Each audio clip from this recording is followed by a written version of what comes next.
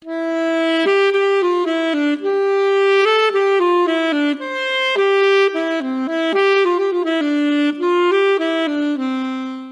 miarabantsika rehetra indray rankizy. Ary faly indrindra indray androany hanolotra tantara mahafinaritra sy mahavariana ho anao. Enoy tsara ary. Lohahevitra ve mitsodranony ankizy I Jesosy. Marika 10. Indray andro nisy vahiny tonga nitsidika ny andriambavy tany Soeda. Nanontany azy ireo izy, azonao aseho anay ve ny firavaka sarobidin'ny mpanjaka? Mazava ho azy, hoy izy namaly. Niditra tao an-trano, avy eo dia nivoaka teo ambaravarana, ary avy eo dia niditra sy nipotra teo ambaravarana niaraka tamin'ny zanany roa. Nofininy teo an-tsandron'ireo ankizy roa, ary nitsiky tamin'ny vahiny izy, sady niteny hoe, inty ny arenako. Gaga ireo vahiny, satria na tena hita diamondra sy vato sarobidy hafa. Takatry ireo anefa, fa sarobidy kokoa ny ankizy eo masony andriambavy noho ny vato sarobidy rehetra. Tena marina tokoa fa tsy ny olon-drehetra no manana fo ho an'ny ankizy. Izao anefa mahafantatra olona ray izay tena tiany ankizy dia ny Tompo Jesosy.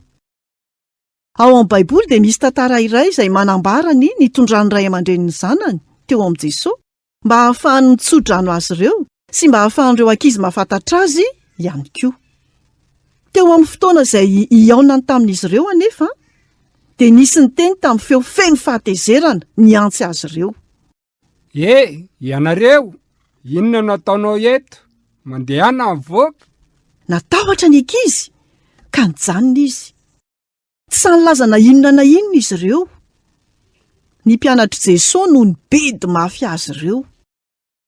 Soa ihany fa tsy ny farana teo ny tantara. Tonga dia niditra tsehatra avy hatrany Jesosy izay tiany ankizy.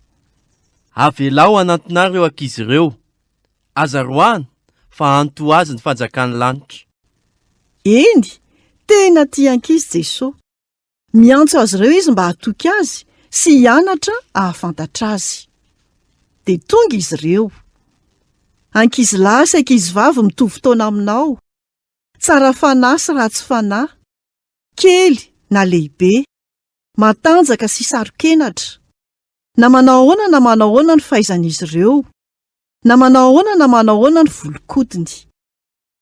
Tsy adinony ankizy mihitsy io andro io, rehefa nandraisan'i Jesosy azy ireo io sy nitahiny azy ireo.